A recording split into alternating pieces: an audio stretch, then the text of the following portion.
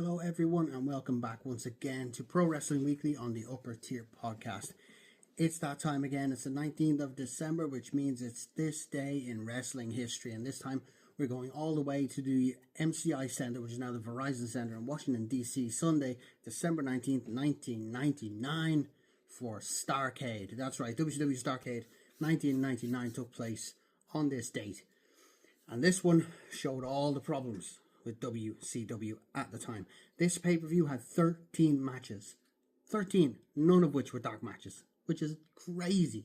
Which means a lot of these were between the timings of 2 and 5 minutes. Like, it's just unnecessary. But opening the show, Big Vito and Johnny the Bull defeated Disco Inferno and Lash LaRue.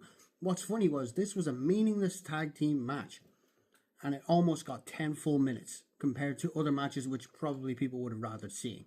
The second match was infamous for WCW trying to replicate the same thing that WWF were doing with China at the time. Medusa defeated Evan Courageous in under 4 minutes to become the new WCW Cruiserweight Champion.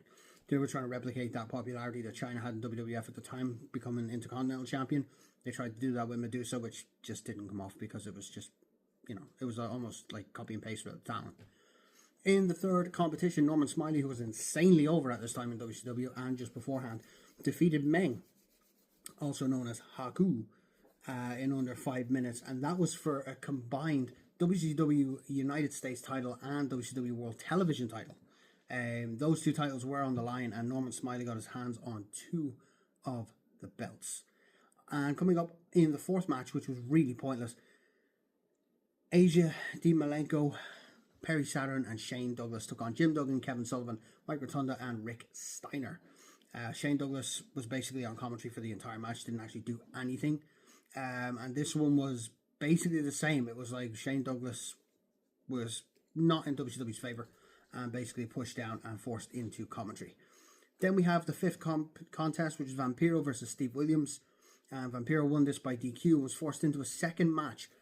And this was one of the times where I really hated WCW for what they were doing, because Vampiro then faced Oklahoma. If you don't know who Oklahoma is in WCW, it was basically them taking the piss out of JR. The guy was like mimicking, the face droop, the Bell's palsy, the whole lot. It was. I'm all for dark humor, but at that point you're like, nah, this is just not right. For the seventh contest, a 6-person tag, Kurt Hennig, Gerald, and Patrick against Booker T, Midnight, and Stevie Ray. This one was won by Kurt Hennig, Gerald, and Patrick. If you don't know, rap is crap. If you don't know what that means, look it up. These guys were basically a country trio in WCW at the time. And they came out with the song Rap is Crap. Check it out. It is terrible. In match number 8, Jeff Jarrett defeated Dusty Rhodes in a bunkhouse brawl by pinfall. Number 9, Diamond Dallas Page defeated David Flair in a crowbar match. Now, the crowbar was infamous because that was basically David Flair's gimmick at the time. Once Vince Russo took over at WCW, he got rid of basically the Nepo Baby gimmick that David Flair had. Basically, Rick was booking him to beat everyone under the sun when he couldn't even wrestle. And so they gave him a crowbar, made him mentally unstable, and it kind of worked for a time. And I quite enjoyed it.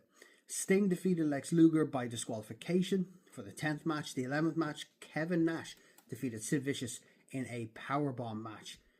That was actually okay because there's 2 big guys, they were brawling. It wasn't the fastest match, obviously, but still. Match number 12 then was Chris Benoit defeated Jeff Jarrett in a ladder match for the WCW United States title. This is at a point where Chris was getting really, really frustrated with WCW and how they were booking him. He felt he was worthy of much more, which he will be eventually in the future. And this was only a month, literally almost a month to the day he left with Dean Malenko, Perry Saturn, Eddie Guerrero to join WWF as the Radicals. And then for our main event, don't forget, Jeff Jarrett had 2 matches on this card. Why? Because it's Jeff Jarrett. The main event was Bret Hart against Goldberg in a no disqualification match for the WCW World Heavyweight title. Bret Hart tapped out Goldberg in a match that lasted 12 minutes. That's right, Goldberg in a match that lasted 12 minutes at a time where he's always been terrible when it came to footwork and wrestling, but this was the peak of, the spear and the jackhammer.